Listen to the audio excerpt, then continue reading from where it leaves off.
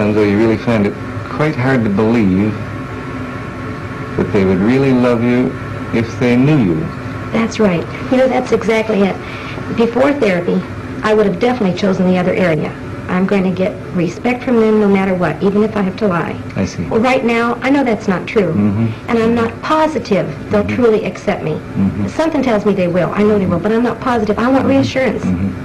I keep wanting these Now you're things. in kind of a no man's land of probably shifting from one point of view toward them to another, but boy, you'd sure like somebody to say, that's right, you go ahead and do it. Yes, that's why I get encouraged when I read in a book from somebody I respect and admire that this is the right thing, no matter what. Honesty will win out. Well, then that keeps giving me confidence. By gosh, I'm right.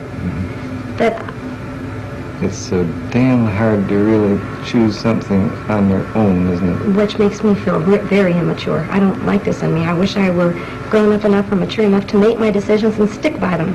But I need somebody to help me on, somebody to push me. So to kind of reproach yourself for that, I guess, and feel, why, if I was anybody or if I was grown up, I'd be mature enough to decide things like this for myself. Right. And take more risks. I wish I'd take more risks. I wish that I could just go ahead and be this and say, however the children grow up, I've done my best. I didn't have to constantly have this conflict. And I'd like later years to say, no matter what you ask me, kids, at least I told you the truth. You may not have liked it, but it's been the truth. That somehow I can admire. I disrespect people that lie. I hate it. So you see what a double bind I am in. I hate myself if I'm bad, but I also hate myself if I lie. So it's accepting. I want to become more accepting. And I guess, judging from your tone of voice, you sound as though you hate yourself more when you lie than you do in terms of things you disapprove of in your behavior. I do. Because this has really bothered me. This happened with Pammy about a month ago, and it keeps coming to my mind. I don't know whether to go back and talk to her about it, or wait. She may have even forgotten what she asked me. But The point is, you haven't forgotten. I haven't, no. I haven't. And I'd like to at least be able to tell her that I remember lying, and I'm sorry I lied, and it's been driving me bugs because I did.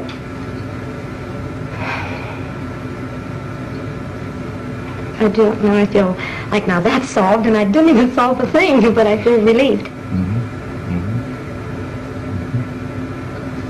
I do feel like you've been saying to me, you're not giving me advice, but I feel like you're saying you really want to, you know what pattern you want to follow, Gloria, and go ahead and follow it. I sort of feel a backing up from you. I guess the way I sense it is, you've been telling me that you know what you want to do, and yes, I do believe in backing up people in what they want to do. It's just a little different slant than the way it seems to you. Are you telling You see, me? one thing that concerns me is it's no damn good you're doing something that you haven't really chosen to do. That's why I'm trying to help you find out what your own inner choices are. But then there's also a conflict there because I'm not really positive what I want to do. The lying part, yes, but I'm not positive what I want to do when I go against myself. Sure. Like when I bring a man to the house, I'm not sure I want to do that. If I feel guilty afterwards, I must not have really wanted to. And I'm interested that you say, I'm not just sure which words you use, but you don't want it, you don't like yourself or you don't approve of it when you do something against yourself. Yes.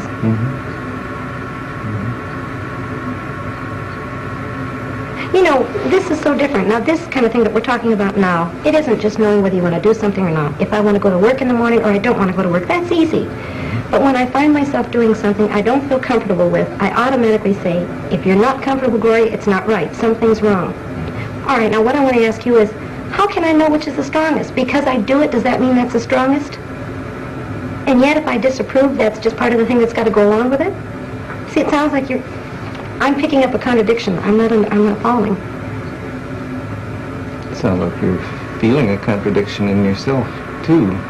Although what I heard you saying in part is, the way you like it is when you feel really comfortable about what you're doing. Yes. And I have at times when I've made a decision. Now that seems right. That seems perfectly right. No conflict. But then there are times I do things that I feel uncomfortable with, so that there is a conflict there. It's not the same at all. So what I'm saying is, how do I really know when I'm following my true feelings if I have conflicts afterwards or guilt afterwards? I see, because in the moment it may seem like your true feelings. Yes, like if I'm starting to do it, okay. So that really is tough. When if you feel comfortable in the moment about it, but then afterward don't feel at all comfortable, which course of action was really the one you should have followed? You know, the most outstanding thing, I don't know if you're following me when I say about this conflict, the one thing I know is I've wanted, for example, to leave my husband for quite a few years. I never did it. I kept thinking how nice it would be or how scary it would be, but I never did it. And all of a sudden when I did, it felt right. I didn't feel mean toward him. I just knew this is what I had to do. That's when I know I'm following myself. I'm following my feelings completely. I had no conflict there. Some unhappy things came from it, but I still had no conflict. That to me is when I'm following my feelings. And in everyday life, the small little decisions, the small little things to do don't come out that clear at all. So many conflicts come with them.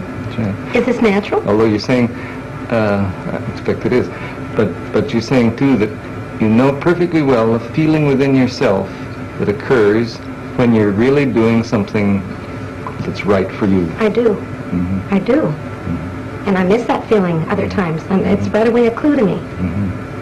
You can really listen to yourself sometimes and realize, oh no, this isn't the right feeling. This isn't the way I would feel if I was doing what I really wanted to do.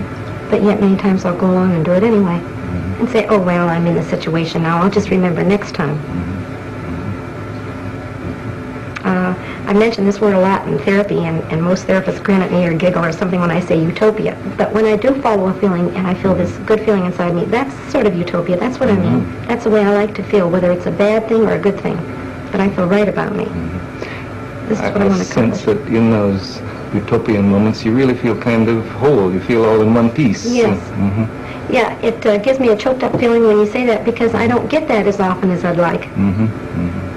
I like that whole feeling. That's real precious to me. I expect none of us get it as often as we like, but I really do understand that.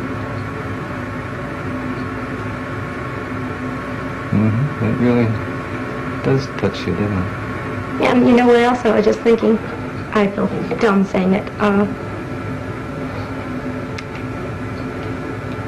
All of a sudden, as I'm talking to you, I thought, gee, how nice I can talk to you, and I want you to approve of me, and I respect you. But I miss that my father couldn't talk to me like you are. I mean, I'd like to say, gee, I'd like you for my father. I don't even know why that came to me. You look to me like a pretty nice daughter.